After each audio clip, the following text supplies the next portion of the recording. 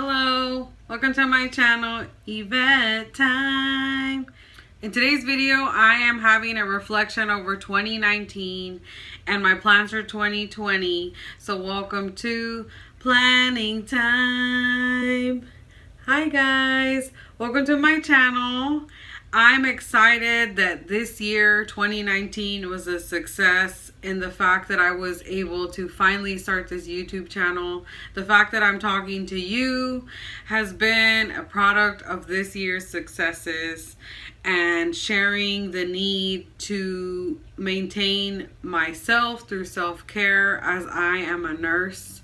This year, that was very evident for me, and I wanted to get the knowledge out to you guys that as a caregiver, as a servant in the community, sometimes we deplete ourselves in not only caring for our patients or the clients or the community that we serve, but also being a good steward of the gifts we've been given and serving and helping our coworkers, our family, the people we meet in our day-to-day lives.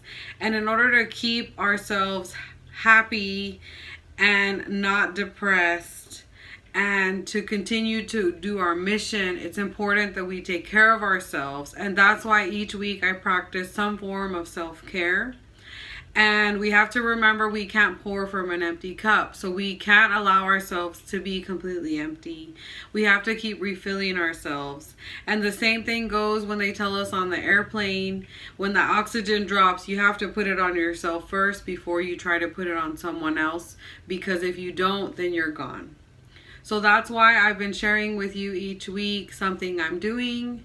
And this week, my self-care, which I'm doing it early in the video, but this week my self-care was planning my 2020 goals.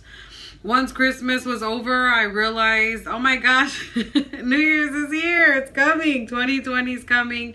It's the start of a new decade. And it's important that we stay on top of our game. It's important that we strategically enter 2020 because we can do anything.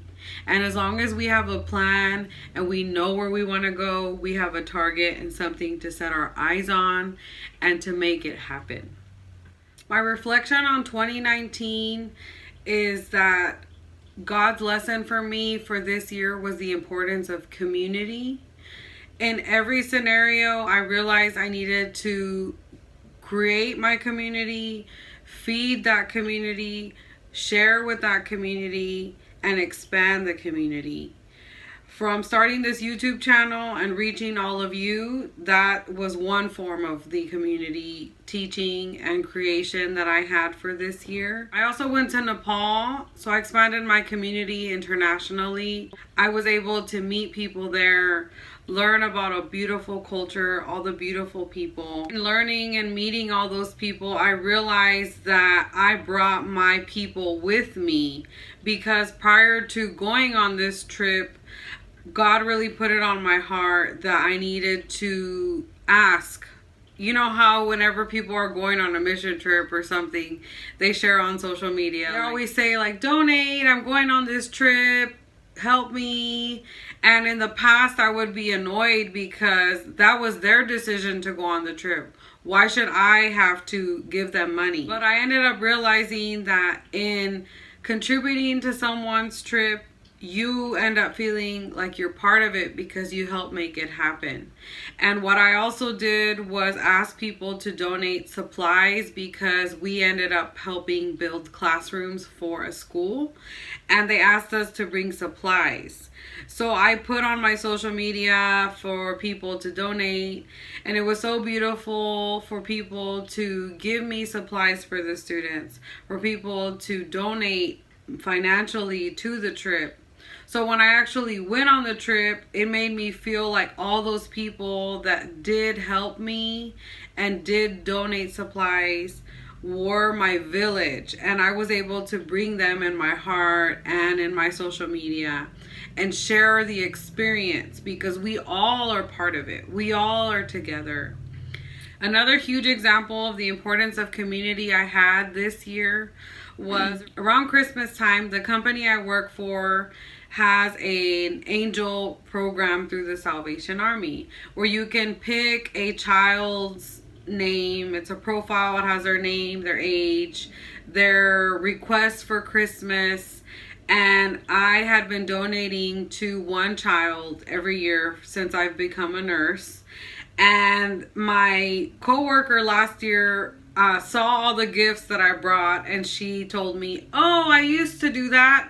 Can I give you money so this gifts could be for me too?" And then selfishly I was like, "No, I bought these gifts. Like, this is for me." And she said, "No, I really want to help. Like, I would love to contribute. And just with family, like, I haven't been able to do it." So finally, I felt like I needed to realize the point of me giving gifts was for the child, not for pride that I did this. So I allowed her to give me money so that she felt, and it was truly her contribution to this child. And that was last year. So this year, that same lady who's also a nurse, she's my coworker, she told me, "Why don't we get one child for all of the nurses to donate to, so that as a unit we contribute to a child?" And so, having learned the lesson the previous year, I decided to agree, and it ended up snowballing into this huge thing where more people wanted to donate, and I had to get more children. So as a team, my coworkers and I helped donate gifts and clothes to 3 children. So not only did I help one beautiful soul, we ended up helping 3.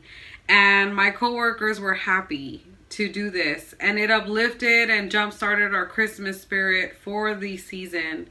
And we realized that, as Tony Robbins says, the secret to living is giving. We were so happy because it's not about the gifts we receive, it's about what we give and being able to spread that joy. So that was my lesson for this year. I hope that you find some silver lining in this year. You try to focus on some positivity that you learned, a lesson, something that you are going to go forward with into the next year, and focus on the positive, focus on the good works, focus on how you can improve, because it's not where you've been, it's where you're going.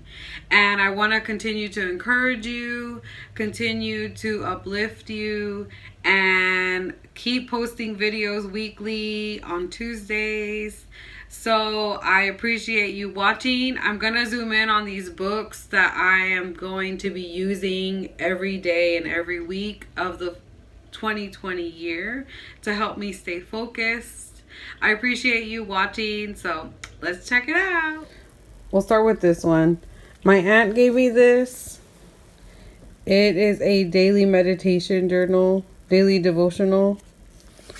And so I'm planning to read this in the morning when I wake up. And so it has one for every day. It has a Bible verse. I like this. I also received this week guided journal to achieve your goals. So it's going to have promptings to help you each week to stay focused. And I like that. Then I also got this weekly prayer project.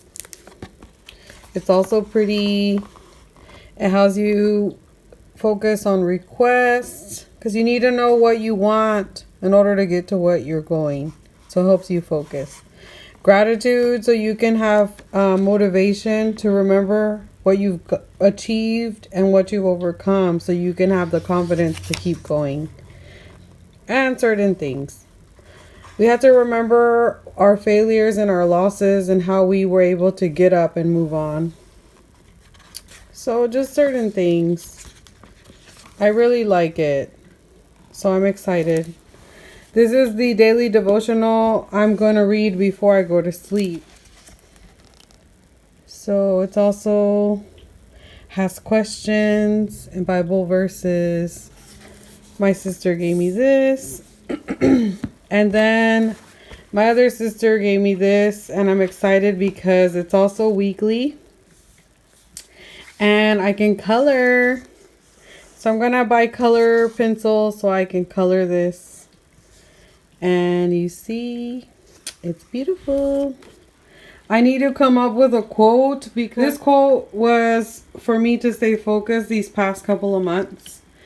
And I have it in my living room normally, so gonna see what we do.